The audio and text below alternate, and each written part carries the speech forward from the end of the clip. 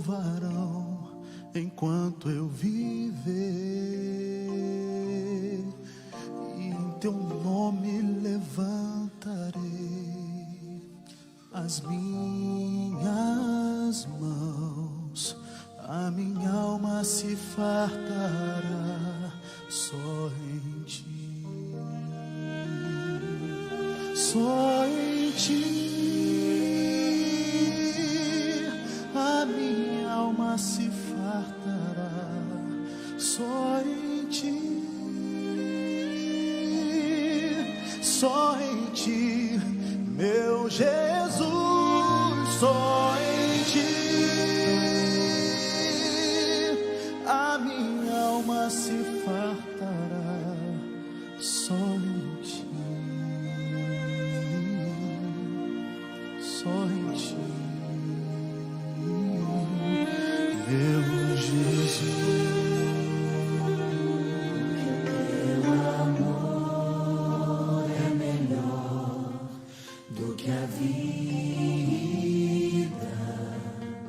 Os meus lábios te louvarão enquanto eu viver. Em teu nome levantarei as minhas mãos. A minha alma se fartará só em ti. Só em ti, Senhor. Só em ti.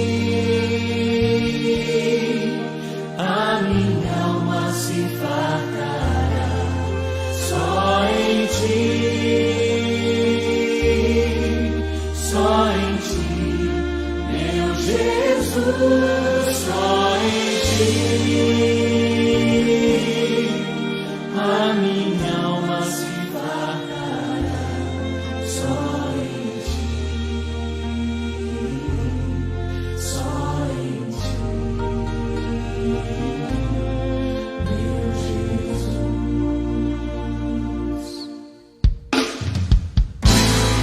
Só em ti. A minha alma se fartará só em ti, só em ti, meu Jesus, só em ti. A minha alma se fartará só em ti, só em ti, meu Jesus.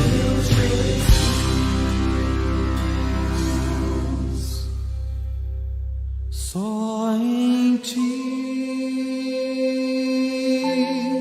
a minha alma se fartará, só em ti, só em ti, meu Jesus, só em ti. A minha alma se fartará só em ti, só em ti, meu Jesus.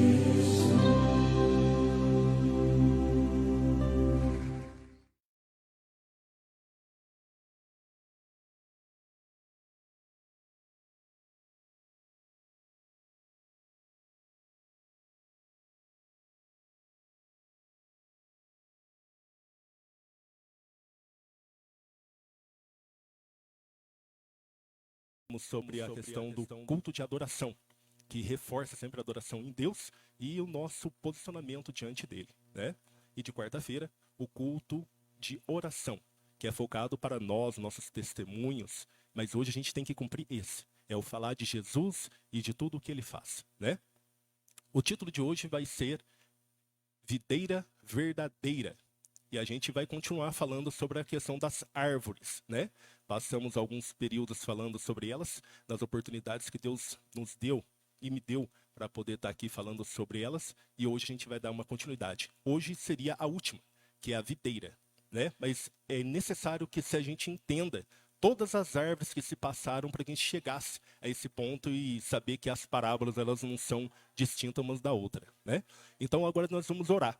Nós escolhemos as músicas dessa semana, desse primeiro dia da semana, que é do CD Até Que Ele Venha. Então nós vamos iniciar o nosso culto cantando a música EC. Se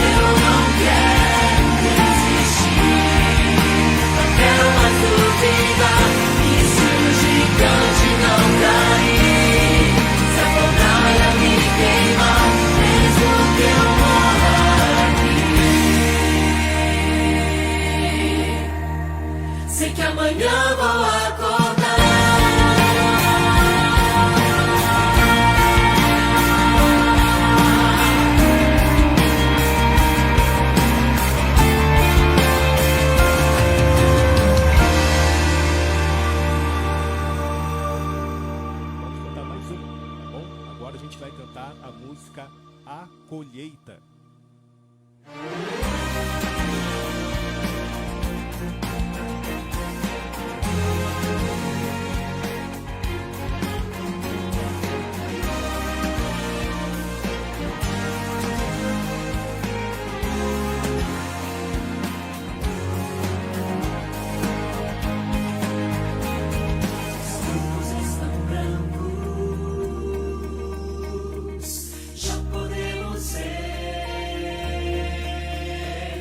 Desponta um novo dia, um novo amanhecer.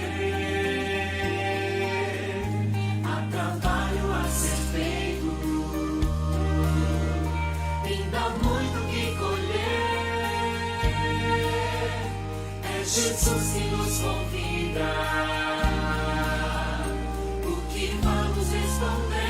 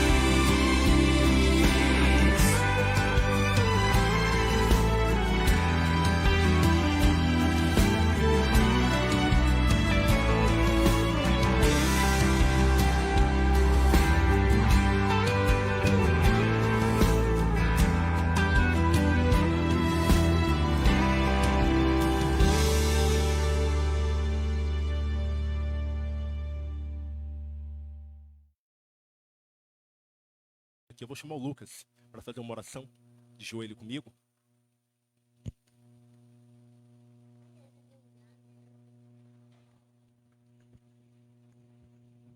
Aqueles que puderem, vamos colocar de joelho para falar com Deus.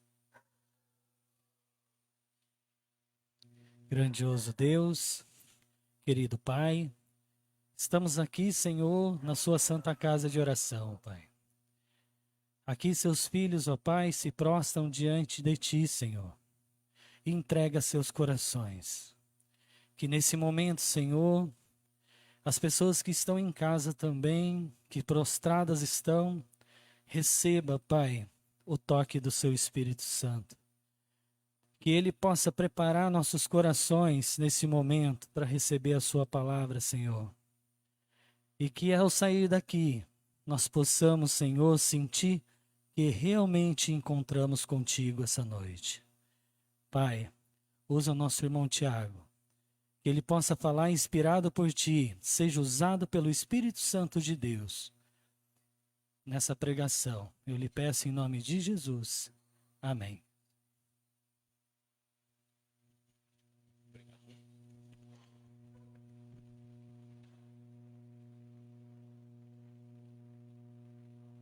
Deus abençoe todos os irmãos que estão presentes. Agradeço de todo o coração, né? E hoje a gente vai falar sobre a videira verdadeira, né? Quem vem nos cultos todos os dias conseguiu acompanhar as pregações que foram feitas anteriores, que deu a oportunidade de eu estar aqui, né? Deus me deu a oportunidade para poder falar. E hoje a gente finaliza falando da questão das árvores, né? E vamos falar de uma videira. Estava falando de uma figueira, depois de um vinhedo, e agora a gente vai falar de uma figueira. De uma videira. Mas antes disso, antes da gente entrar, é muito interessante a gente conseguir entender sobre a questão de o que é felicidade. E ela tem tudo diferente do que é alegria. A alegria é aquele momento, mas a felicidade, ela é um estado. E a busca da felicidade, esse estado que a gente precisa, talvez ele é algo que já está em muitas pessoas e as pessoas não conseguem perceber, né? Quando a gente tenta falar sobre a questão de estado, uma das coisas que nunca vai atingir esse estado de felicidade é ansiedades, medos. E por falar em medos, hoje eu gostaria de fazer uma pergunta para cada um. É uma pergunta que você deve refletir dentro do seu coração. Quando você ouve o barulho do relógio, e alguma vez na tua vida você tentou ficar escutando o barulho e de repente esse barulho começou a te dar medo? Algumas pessoas talvez não se lembram. Uma pessoa, por exemplo, que vai fazer uma prova e entra em ansiedade, ela está ali tão nervosa, assim como eu me preparei o dia todo para vir aqui, e até antecipo que eu não estava bem hoje, mas graças a Deus deu tudo certo, de eu ir melhorando e estar aqui. Mas eu senti uma ansiedade. E o meu maior problema era o tempo. Será que dá tempo de eu me melhorar até chegar naquele púlpito? Assim é quem vai fazer prova de faculdade, de escola.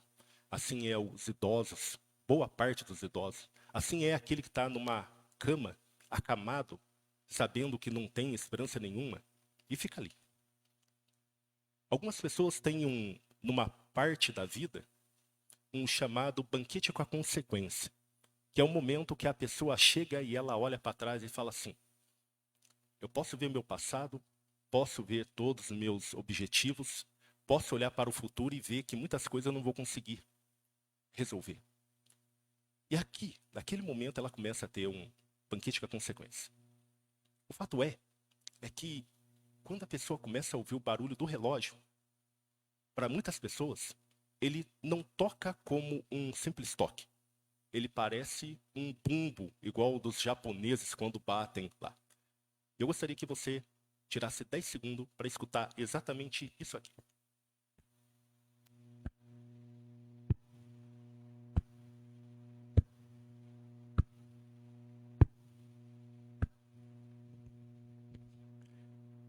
Isso que eu gostaria que você entendesse. Para muitas pessoas hoje, elas estão temendo o tempo. E existe um ditado que fala assim: todo mundo teme o tempo, porque vai vir a velhice, vai vir a doença, vai vir a morte, vai vir os problemas, vai vir a solidão, vai vir várias coisas. Mas o tempo, ele só teme uma coisa. E olha só que interessante que o próprio ditado fala assim: o tempo, todo mundo teme o tempo, mas o tempo teme as pirâmides do Egito. Parece até uma coisa sarcástica, né? Parece que a gente está brincando. Mas não. Quando você faz essa reflexão, que o tempo, todo mundo teme, nós tememos o tempo conforme ele passa, mas o tempo, a única coisa que ele teme é a pirâmide do Egito.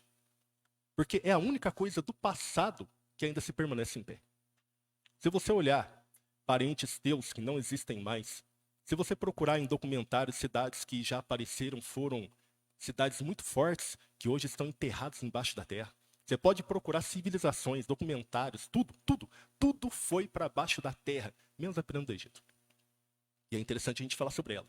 Porque a pirâmide do Egito, quando a gente olha para ela, e é considerada já faz décadas, os monumentos maravilhosos do planeta Terra, né? As 7 maravilhas do planeta Terra, muita gente não sabe que aquilo ali é uma construção que serviu somente para ser um túmulo.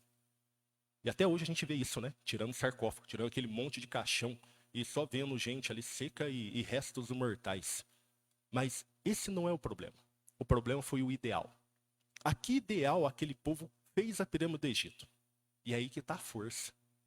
Porque a pirâmide do Egito, ela foi feita porque acreditava-se que aqueles homens poderosos daquele tempo, chamados de faraós, assim como escutamos a primeira música, e se o faraó me buscar, se o faraó me pegar, esses faraós, eles tinham tanto poder, mas tanto poder, que chegavam-se a acreditar, todos eles naquele tempo, que aquele faraó era Deus. E a tão importância dele era que ele nunca poderia morrer. Então, por isso que toda essa magnitude que existe por trás da pirâmide do Egito é que aquele que era enterrado nela haveria de se ressuscitar em algum momento. Isso nunca ocorreu. Mas o objetivo que foi fazer a pirâmide do Egito, isso que foi forte. E é por isso que ela se manteve. Quando a gente começa a pegar a Bíblia, nós ouvimos Deus falar sobre a questão da escravidão do Egito.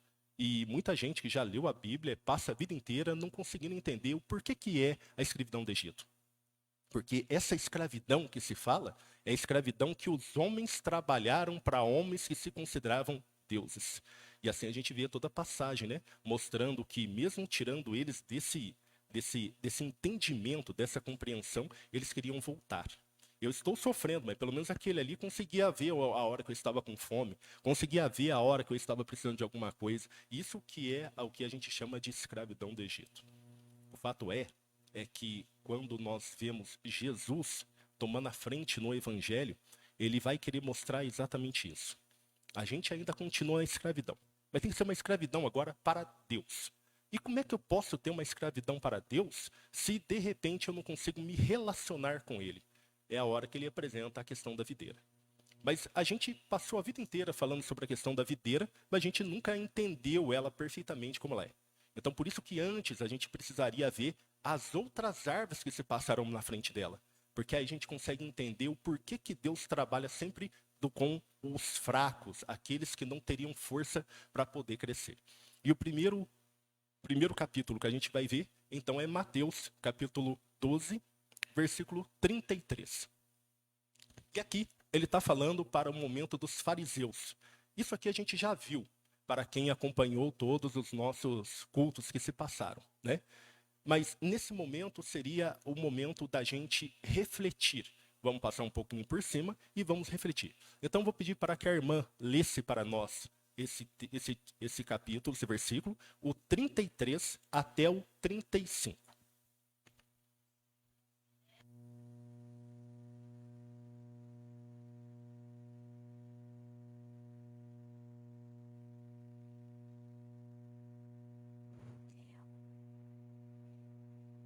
Tem que voltar lá. Ou fazei a árvore boa e o seu fruto bom, ou a árvore má e o seu fruto mau, porque pelo fruto se conhece a árvore. raça de víboras, como podeis falar coisas boas sendo maus? Porque a boca fala do que está cheio o coração. O homem bom tira do tesouro bom coisas boas, mas o homem mau do mau tesouro tira coisas más. Amém. E olha só que interessante, porque nesse momento ele estava falando, e a gente não precisa nem ficar abrindo muita Bíblia, não, que a gente sabe. Nós já lemos isso aí várias vezes. Mas ele estava falando aquilo ali, não era para uma pessoa que não entendia da questão da religião. Ele estava falando para aqueles que eram os cabeças. Quem ali poderia falar que o fariseu estava errado? Que o fariseu não cumpriu os mandamentos que Deus fazia? Que os fariseus, no caso, eram aqueles que insistiam para se fazer. Não é verdade? Mas ele disse bem claramente, a árvore, você não pode julgar talvez a árvore, mas você pode julgar os frutos dela. Por isso que um dia eu fiz uma concepção para minha vida que eu pensei muito e coloquei uma coisa bem clara, que é, se foi realmente Deus nos deu a compreensão de entender, de saber o que é o bem e o mal, não necessariamente a gente sabe o que é bem de bom e o mal de mal. É por isso que a gente sempre reflete. É por isso que às vezes a própria Bíblia deixa a gente confuso. Porque aqui não estava falando para qualquer um. Estava falando para eles que, ainda que eles fossem os cabeças, eles eram raça de víboras. Raça de víboras fala da família da serpente lá do Éden, que retrata eles como dessa forma. Mas é interessante porque ele está falando da árvore. E fala bem claramente. Assim a gente tira vários argumentos. Mas os argumentos mais convincentes que a gente tem é: eu posso chegar numa casa, ou eu posso chegar numa empresa, e diante dos departamentos que tem nessa empresa, eu poderia ver que lá no canto existe um departamento que ele é diferente. Você vê que é diferente. Eu não preciso conhecer quem toma conta daquele lugar ou quem trabalha lá. O que eu sei é que aquela pessoa é boa. Porque ali há resultados que eu posso ver diferente.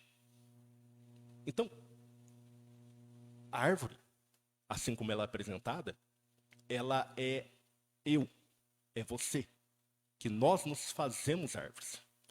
Mas é interessante que no versículo 33, você consegue voltar, Gleidson? Ele diz claramente assim.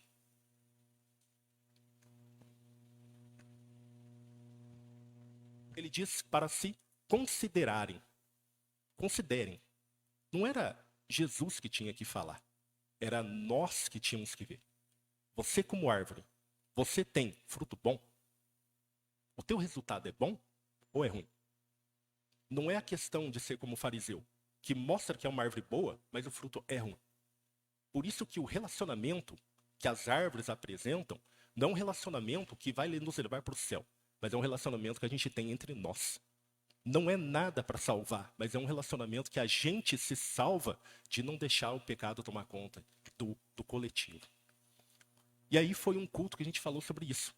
E depois a gente foi falar de outra árvore. E olha que interessante, porque as parábolas das árvores elas nunca foram distintas. E agora a gente vai para Lucas capítulo 13, do versículo 6 ao 9. E agora eu vou ler. Vamos lá, pode ler, irmão. Pode ler. Versículo do 6 ao 9. Então contou esta parábola. Um homem tinha uma figueira plantada em uma vinha. Foi procurar fruto nela e não achou nenhum. Por isso disse ao que cuidava da vinha: já faz 3 anos que venho procurar fruto nessa figueira e não acho. Corte-a. Por que deixá-la inutilizar a terra? Respondeu o homem: Senhor, deixa-a por mais 1 ano, e eu cavarei ao redor dela e a adubarei. Se der fruto no ano que vem, muito bem. Se não der, corte-a. Amém. Eu vou pedir para o nosso irmão voltar novamente, porque talvez passou despercebido para algumas pessoas novas que não vieram no último culto. Então, irmão, coloque lá para nós no Lucas 13, 6.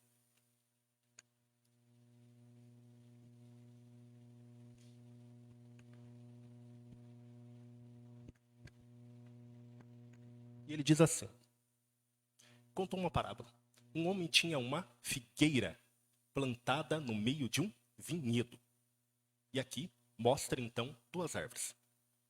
A primeira, lá da frente, ou da outra parábola, era a questão do nosso consideração, da nossa reflexão.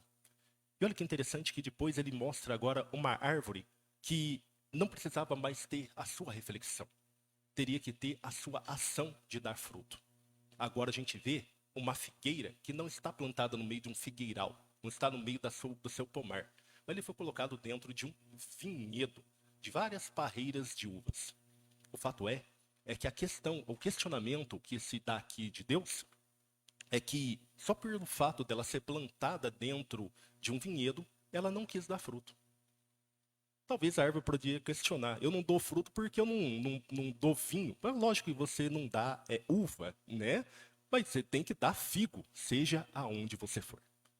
Assim é o exemplo de muitas pessoas que agora, ao invés de se fazer de árvores de frutos bons, e ainda que tenha frutos bons, essas agora se revoltam, não dão fruto.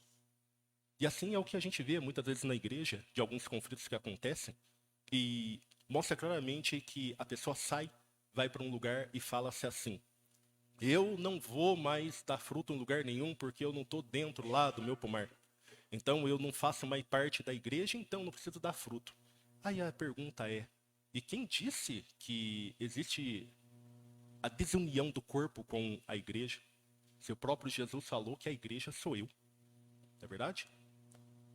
E ali é mais uma reflexão muito forte que fala pra gente sobre a questão de qual é o nosso posicionamento quando nós não estamos no pomar.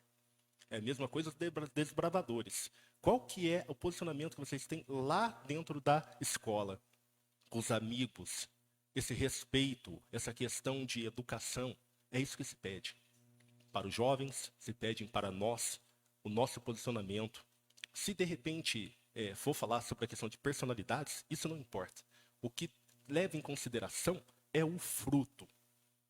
O fruto dentro da igreja, o fruto dentro da religião. Que se não precisa gostar da pessoa, não precisa amar, mas que se dê frutos. E é esses frutos que fazem o mesmo que aconteceu com a pirâmide do Egito. O ideal de que cada um, dando o seu fruto, tenha alguma coisa que seja tão magnífica que ela não tem fim, que ela não tem como acabar. Porque quem disse que lá atrás, naquele tempo, ou em qualquer parte do planeta, todo mundo amou todo mundo? Mas é isso que está falando. A gente consegue entender que talvez os nossos relacionamentos não partem da questão dos nossos impulsos, das nossas vontades, mas do nosso trabalho. É interessante que agora a gente vai para um outro. E a gente vai agora então para Marcos, capítulo 11, do versículo 11 ao 26. Essa daqui, agora, vai falar sobre uma outra árvore. E essa árvore é uma árvore. Presta atenção no que ela vai falar. A irmã Ângela vai ler? Marcos 11, do 11 ao 26.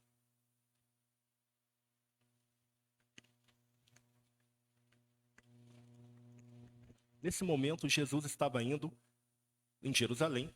Era aquele momento que tinha o templo, onde havia os comerciantes, ele ia lá fazer a limpeza. É interessante que fala-se que Jesus já havia ido antes. Ele viu o que estava acontecendo, mas ele resolveu não fazer nada aquele dia. Então eles pousaram e no outro dia ele estava indo.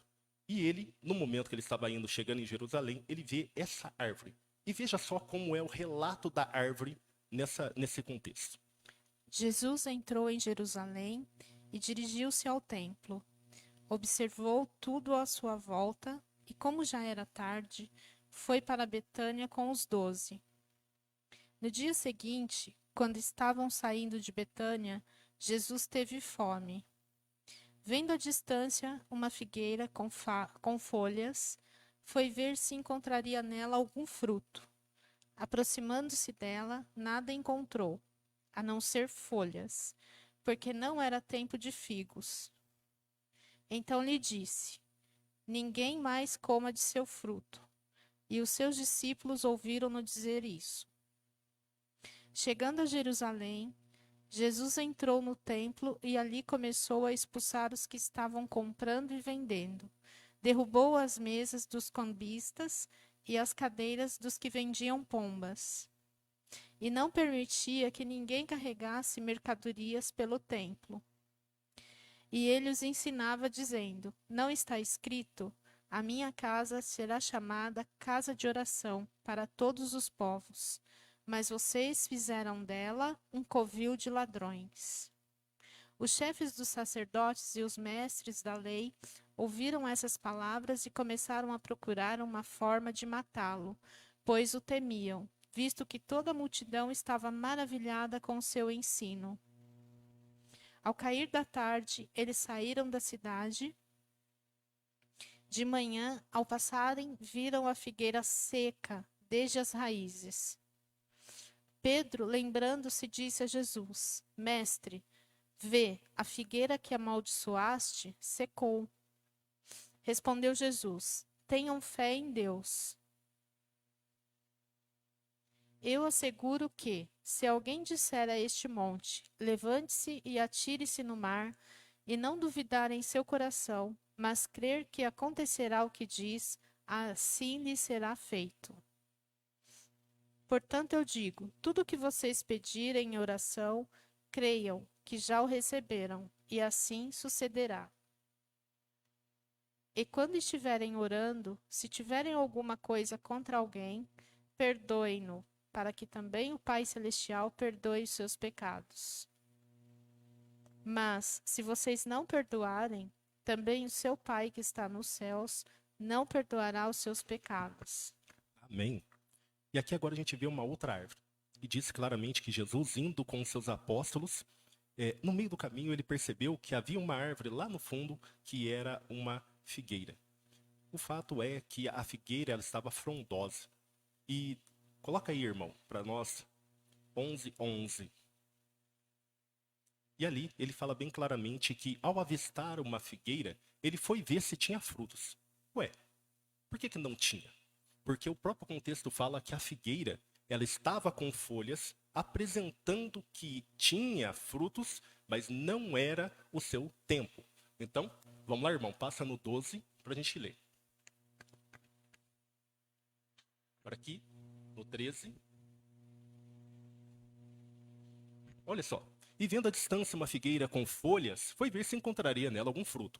Aproximando-se dela, nada encontrou a não ser folhas, porque não era tempo de figos. E aqui agora mostra de novo a questão de uma outra árvore. Agora, uma figueira que talvez estaria no meio de várias outras, mas que no momento que não era o seu tempo, ela mostrou que tinha alguma coisa. E era ali, claramente, o que o povo estava fazendo. O seu posicionamento de nunca esperar o seu tempo para poder agir. Quando Deus fala, ou quando Jesus apresenta também, né, o argumento que nós somos árvores, é esse momento que às vezes as pessoas no ditado popular falam assim: o mundo ainda dá volta, o mundo ainda vai mostrar ou vai fazer justiça. O que Jesus apresenta aqui é claramente que nós, como árvores, o nosso fruto, ele tem o momento certo de agir. Então, se hoje eu não conseguir vencer alguma coisa, não significa que o meu fruto maldoso, ou o meu fruto de qualquer espécie que seja, ele tem que ser apresentado. Aqui era uma árvore mentirosa. Uma árvore que se posicionou acima do seu tempo e à frente da sua estação. E desse caso, é interessante que Jesus deixa bem claro que da sua mentira, ninguém coma massa. E não é assim que acontece, talvez, com muitas pessoas, que a um certo momento começa a perceber que ninguém mais ouve. Que ninguém, principalmente a questão de quem se posiciona em altos escalões, principalmente da religião. E assim é o que ele fala para Israel, que até então os fariseus tinham todos os seus ensinamentos e que a um certo momento se descobre tudo e a vergonha é colocada ali diante deles. O fato é que apresentamos aqui 3 árvores. E quem conhece figueira considera ela uma árvore muito grande. Uma figueira, ela não só cresce para cima, como chega a ser os seus galhos que abrem, caem no chão e depois abrem de novo. Uma figueira, para quem nunca viu, pode ser considerada do tamanho dessa igreja. O fato é que agora existe uma última árvore. Diante do evangelho todo, Jesus termina com a questão daqueles que querem, diante de todos esses argumentos, de todas essas árvores que nós nos passamos, agora Jesus vem mostrar para nós o que é a árvore que ele tanto pede que nós sejamos. Então, João 15, versículo 1. E agora eu vou ler, tá bom? Pode deixar que eu dou uma.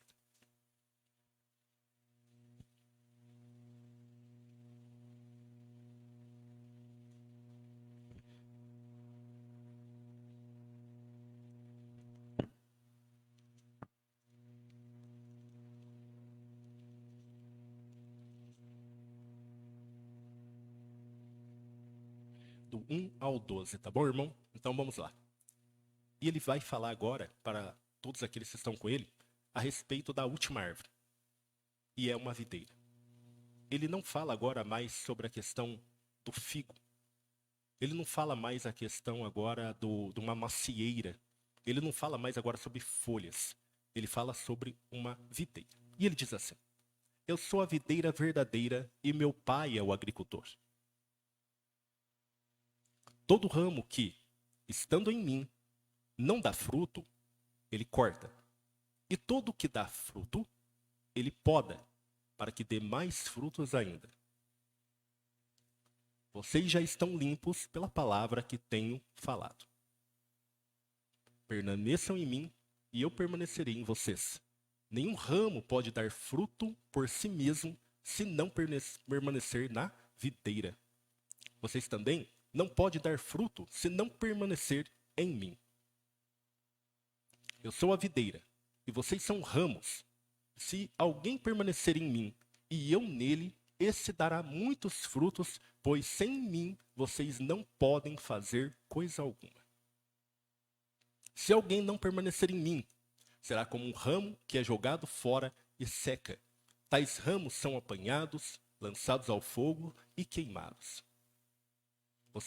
Se vocês permanecerem em mim, e as minhas palavras permanecerem em vocês, pedirão o que quiserem, será concedido. Meu Pai é glorificado pelo fato de vocês darem muitos frutos, e assim serão os meus discípulos. Como o Pai me amou, assim eu os amei. Permaneçam no meu amor. Se vocês obedecerem aos meus mandamentos, permanecerão no meu amor, assim como tenho obedecido aos mandamentos do meu Pai, em seu amor permaneço. Amém. E olha só que interessante, é que agora, ao invés de uma árvore frondosa, caulificada, que poderia arrebentar construções, ele dá o posicionamento de uma árvore totalmente frágil. Quem talvez plantou um pé de um broto de uva no chão e esperou que ele crescesse no muro. Talvez ele pode até ter subido no muro, mas quando ele atravessou o muro e tocou no chão novamente, aquilo ali com certeza necrosou. E é interessante que Jesus não se coloca ali como um cedro, um pinheiro, um eucalipto. Ele se coloca na forma mais humilde de ser, de uma árvore que, ainda ele sendo Deus, ele precisa de um agricultor para fazer aquilo ali acontecer. E não só agora, ele fala que ele é a videira, mas ele fala que a videira não vive agora sem os ramos. E ele deixa bem claro: eu nunca vou ser uma árvore sem vocês. E quem sabe é que não só o pé de uva precisa de uma parreira, como agora também alguém para cuidar. E esse é Deus. É o que ele se coloca. Deus ali cortando e podando. E deixa bem claro: quem não dá fruto é cortado. Quem dá fruto é podado.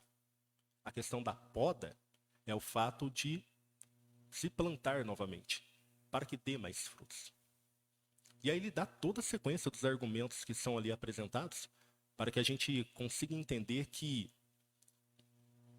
mesmo que a gente dê frutos, e Deus acredita que a gente retirado, tinha uma árvore aqui, né? Mas vamos pegar uma folha. Vou pedir a licença para a árvore, depois eu planto. Eu sei que essa vai dar raiz, eu vou levar embora e depois eu planto. Mas muitos se colocam dessa forma. A câmera eu acho que não pegou, né? Mas lá tem um vaso de zamioculca. Eu tirei uma folha dela que está amarela. Mas é exatamente isso. Eu não arranquei ela. Eu podei. Eu podei porque eu sei que aqui, eu colocando ela agora na água ou na terra, ela vai criar uma raiz aqui. O fato é que essa folha, assim como um ramo, assim como você e eu, temos que entender que onde ela é plantada, aqui, essa mão que ela está plantada é uma base que ela precisa ter o processo de desenvolvimento dela. Ela não pode confundir a minha mão como a videira. Muitos que acontecem é que pega-se o ramo e o ramo acha que aqui é o céu e lá não. Mas é o contrário. Lá é o céu, ali é Jesus e aqui é a videira. Assim como ela também dá fruto. E é o fruto que é o que a gente começou a falar desde o começo, que é o fruto bom e é o fruto ruim.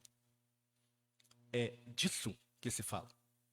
É disso que, quando se chega na videira, na última dos argumentos e das parábolas das árvores, é que a gente pode voltar de novo no começo e ler tudo de novo, onde Jesus vem falar. E você vai conhecer, então, a árvore pelo seu fruto. É o fruto.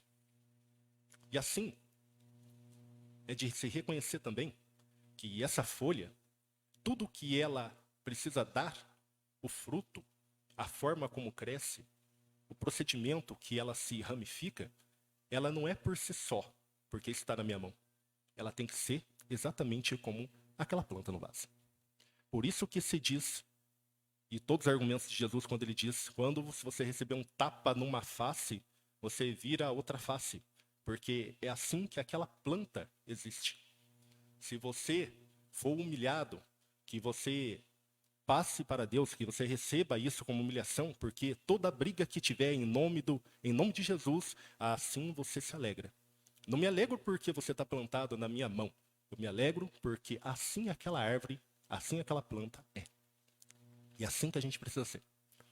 Assim que a gente precisa compreender, dia após dia, que nós, como árvores, vamos ter o nosso tempo de frutificar, o nosso tempo de podar, o nosso tempo de crescer, a estação para poder falar, a estação para poder ficar quieto, a estação para tudo. Mas a videira, ela deixa claro que os ramos nunca vão ser sozinhos. Por isso que essa união, por isso que a gente precisa compreender as nossas diferenças para compreender que não faz sentido nenhum, quando a gente sair para o mundo, gostar de alguém que gosta da gente. Que sentido faz isso?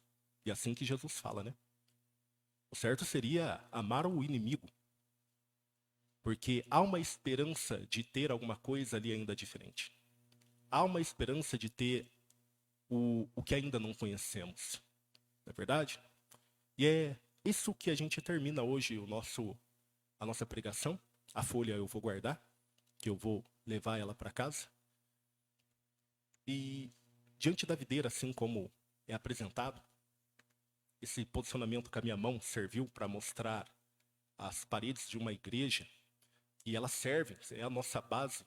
Mas o que Jesus está mostrando é que a videira, o que você faz, não só dentro da igreja, mas fora da igreja, em qualquer lugar.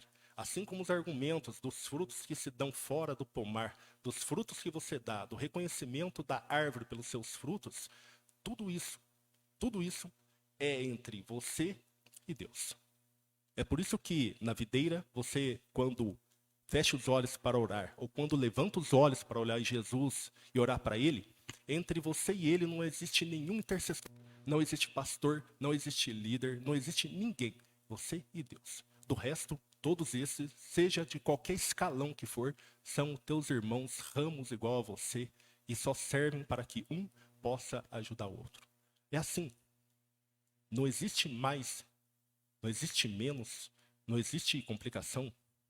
O que a gente tem que entender é que nós somos todos iguais. E cada um tem o seu fruto. Cada um tem o seu serviço. Cada um tem a sua função.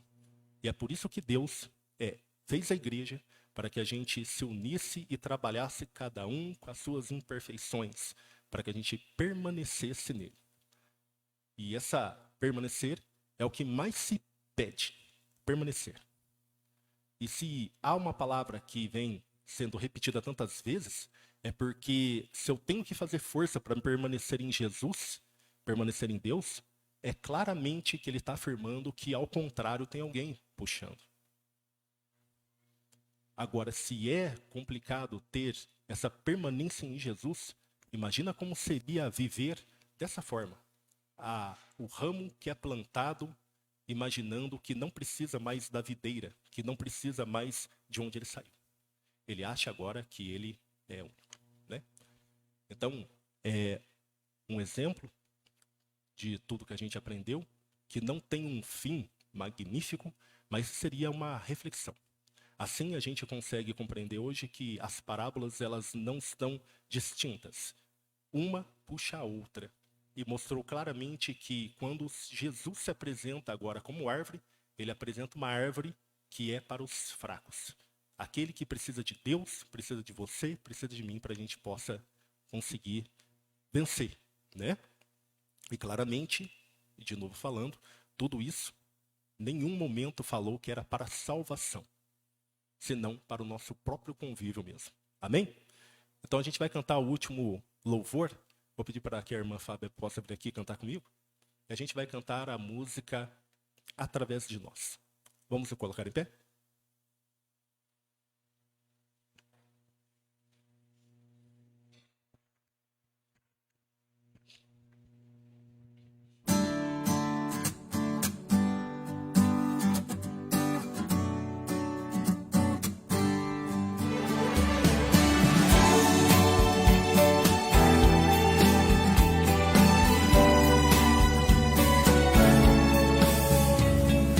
Deus quer que a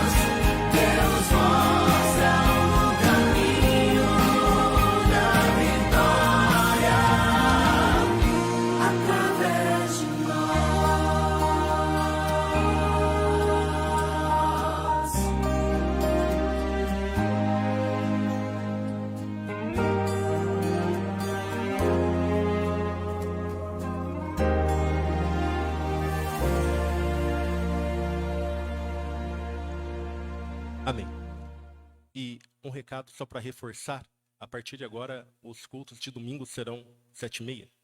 Aos irmãos, então, que foram assistir a live, aos irmãos aqui também, para que agora, aos domingos, os quartas não. Não? Então, aos domingos, os cultos começarão, então, às 7h30. Amém? Eu pedi para os irmãos fechem os olhos e a gente possa orar. Amado Deus, Criador do céu e da terra, a gente agradecemos por todas as bênçãos que tem nos dado, por todas as repreensões, Pai, por tudo o que aconteceu. Agradecendo pelo dia, pelas vitórias, pelos conflitos, pelas percas, porque colocamos nossos fardos em Jesus Cristo e acreditamos que de Tu, Pai, só vem coisas boas. Do Senhor só vem o que é bom, e assim acreditamos. O que precisamos, Pai, é estar, permanecer no Senhor, assim como se pede as Escrituras e assim como nós aprendemos hoje através dos Evangelhos. Te agradecemos e nos dê uma noite abençoada, um dia livre das tentações e protegido de todo perigo, mas que seja feita a sua vontade acima de qualquer coisa. Te agradecemos em nome de Jesus. Amém.